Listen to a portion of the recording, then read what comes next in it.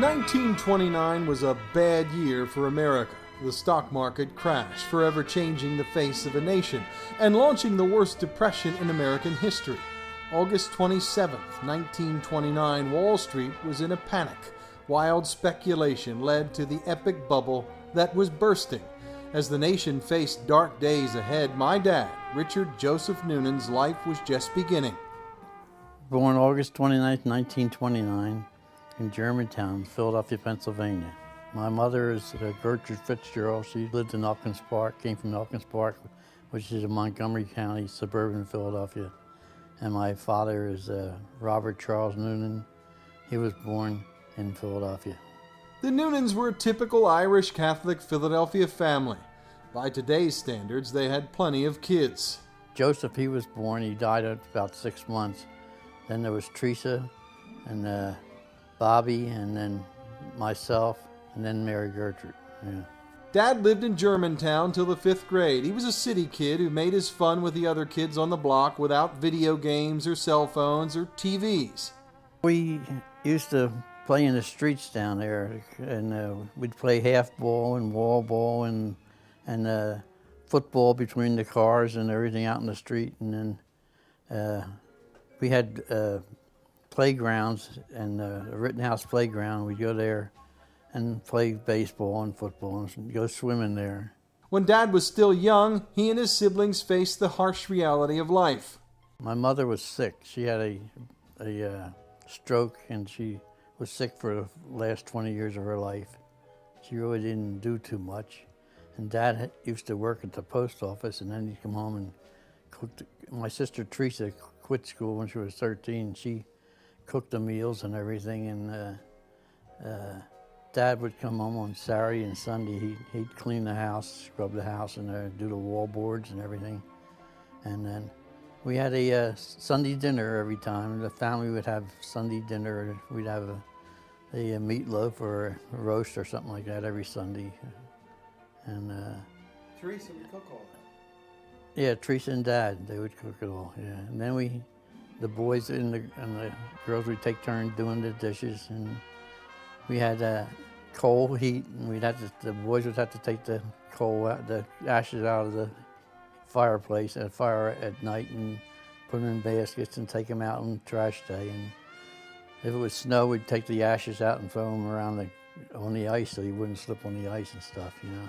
We had bathtubs, and then I can remember when we were kids, we'd take a bath every Saturday night, and we'd have a great big galvanized bucket in the kitchen, and we'd take turns getting in it. Wouldn't change the water or nothing. And we had the old stove there, was the wood stove where you cooked your meals on and everything, and you'd heat the water on that and then put it in the galvanized bucket. And that's how we took our baths once a week, every Saturday night bath. The entertainment in the Noonan house came through the radio. Horace Heidt was one of Dad's favorites. Thank you and good evening, ladies and gentlemen. This is Horace Heidt, and the first number on our program is Broadway Caballero, featuring Miss Molly McCorkle. McCorkle! And here she is, the charming Molly.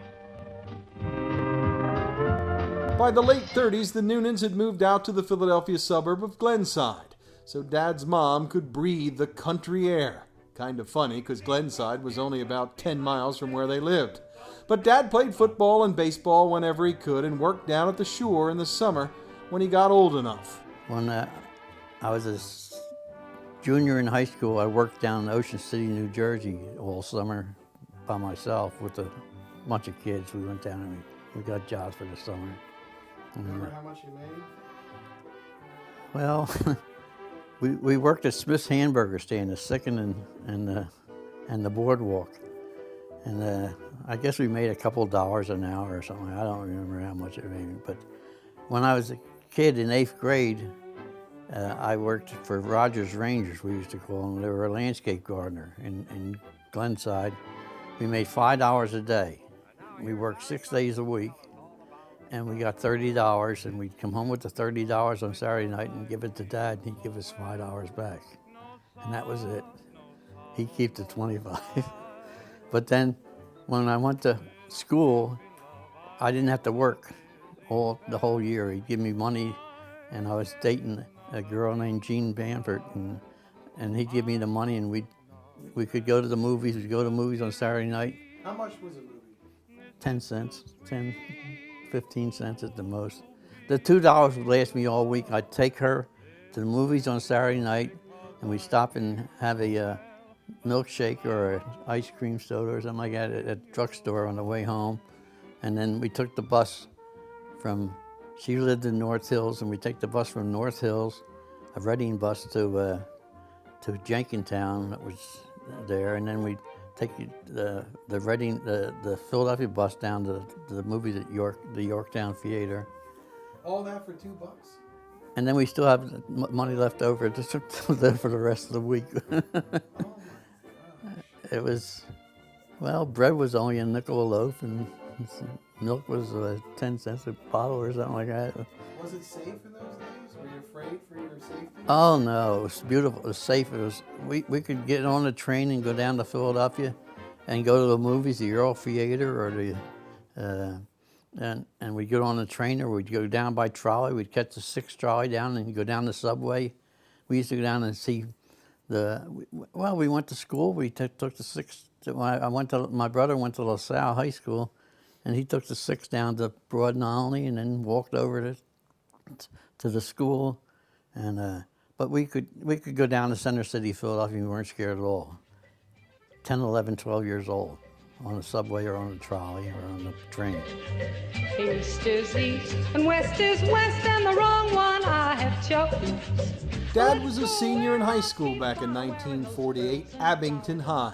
Dinah Shores' Buttons and Bows was the #1 song in those days. The Treasure of Sierra Madre was the big movie. I think I'll go to sleep and dream about piles of gold getting bigger and bigger and bigger.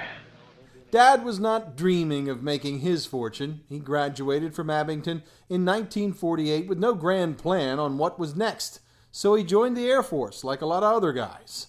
August 15th, I left home for Texas to go to boot camp in the Air Force. It was not a high-paying job.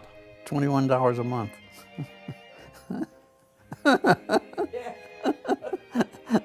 Well, then I went to Cheyenne, Wyoming to a carpenter school, and they were going to make me a carpenter. So Knowing you, that was a bad yeah. So Were you a very handy young man? Why did they choose No, I don't know why they choose carpenter. But there we built bridges, and we built a house and tore it down, and tore the bridge down. And the first thing they said in carpenter school was they should hold up your hammer, and they said, "This is a hammer." So we took it from there. And then from then, they sent me to England. The Berlin airlift was on. That was when the Russians had the wall up, and they cut Berlin off from the other sections of the French, the English, and the American sections. So the only way to get, they used to take it in by trucks up at the Autobahn into Berlin, the food and everything, because Berlin was in the 4 sections. That was the Russians, the French, the English, and the Americans. So the Russians cut off the Autobahn, so they couldn't truck the stuff in, so they had to fly the stuff in, the coal, the food, everything that went into keeping Berlin living had to be flown in. So it was called the Berlin airlift. And we were stationed in England. They used to bring the planes back there after so many hours and redo the engines and everything, make sure they were in good shape.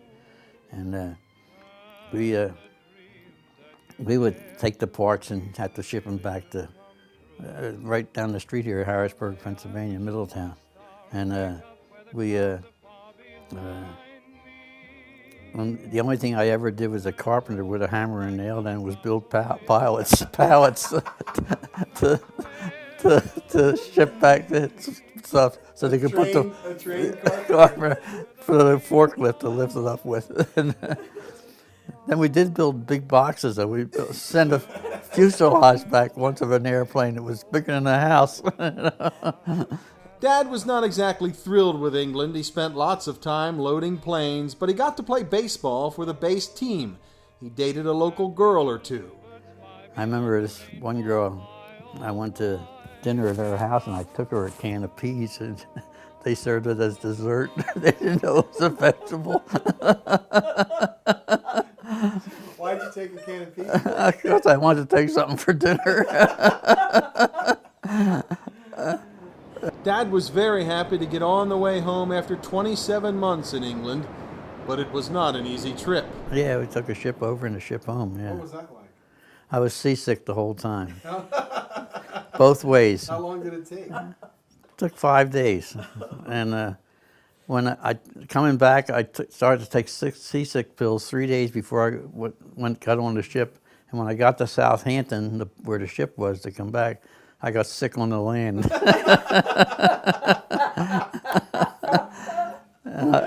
And I was laying up top on the ship. I was laying up top on the canvas bulkheads, whatever they are up there. And I was puking like this, and the ship would go up, and the puke would come down, hit me in the face. and then I went downstairs. Around the third day, I went downstairs. They talked me into getting something to eat. So I went downstairs, and I got something to eat, and then I went over and put that in a can, and this sailor said, he says, "It's all in the mind." And I says, "It is like hell. It's all in that GI can over there." Dad sent his money home when he was in the service. His dad saved it for him, and a week after getting home, he bought a 1951 Ford with $2,200 in cash. The car would alter his life and play a major role in his college career. That's right, my dad went to college. I asked him how long he went there. Lasted 1 day. What a great academic career. What exactly occurred? What college did you attend? It was Westchester State University. And I went in there with my new car, and I just spent a year in the wooden barracks in South Carolina.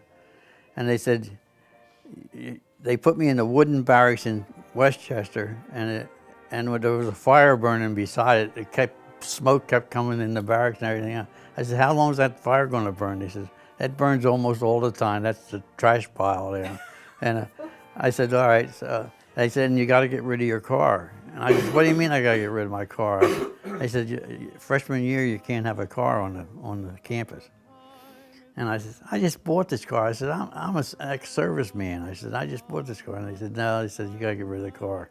And with that, I just packed up and left. Man is calling where shadows are falling. Dad regretted that decision, but moved on with his life. He married my mother, Phyllis, and raised 5 children, then married his second wife, Faye, and helped her raise 3 children.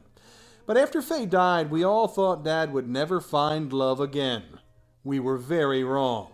One day, as Dad was rounding the corner nearing 80 years old, the phone rang.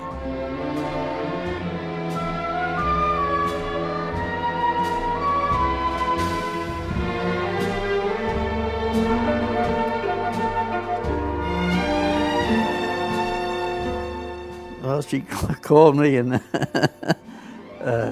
she said, "I'm looking for Richard Noonan." And I said, "Well, junior or senior?" And she said, I'm looking for this guy would be about 78, 79 years old." And I said, "Well, that's senior." I said, "I guess that's me, And she says, "Do you know who this is?" And I said, "No." And she says, "It's Jeannie." And I said, "Jeannie who?" And she said, "Jeannie Bamert." And I said, "My God." I hadn't heard from her for 60-some years. Jean had moved away to Carlisle all those years ago. She had a fine family. Her husband had passed away. And one day she went down to the Carlisle Library and asked how she could find Richard Noonan, the man about whom she had so many fond memories. Yes, he was my first kiss. He gave me my first kiss.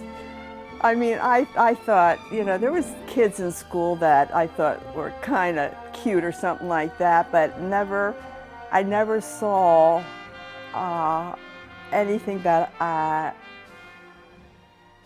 saw him. It was altogether different.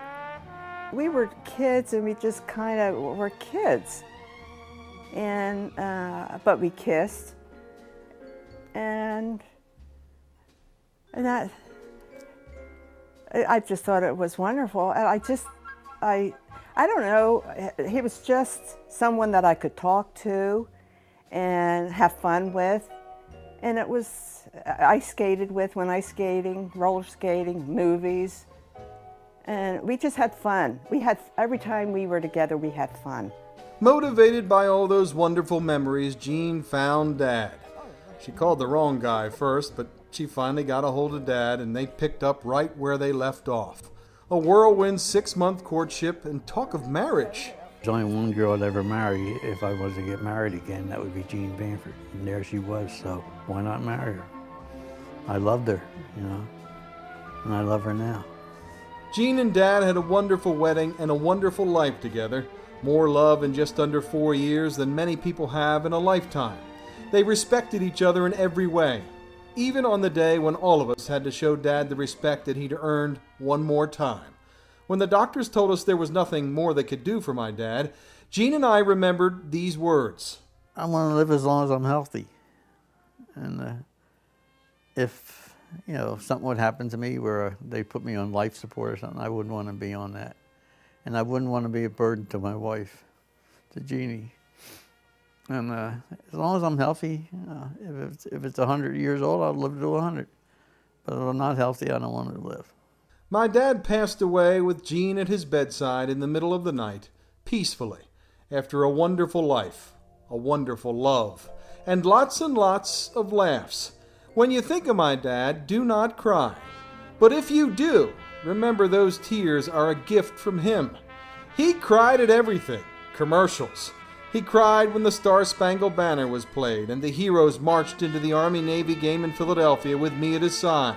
But he laughed a lot more than he cried, especially when Notre Dame beat Penn State, or when he beat Jean or their wonderful neighbors, or Aunt Mary and Uncle Frank in a game of cards. My dad was a great guy. And this is how I choose to remember him. They served it as dessert. They didn't know it was a vegetable. And so should you. Thanks, Dad, from all of us. Unforgettable, that's what you are. Unforgettable, though near or far, like a song of love that clings to me, how the thought of you does things to me. Never before has someone been more unforgettable in every way. And forevermore, that's how you'll stay. That's why, darling, it's incredible that someone so unforgettable thinks that I am unforgettable too.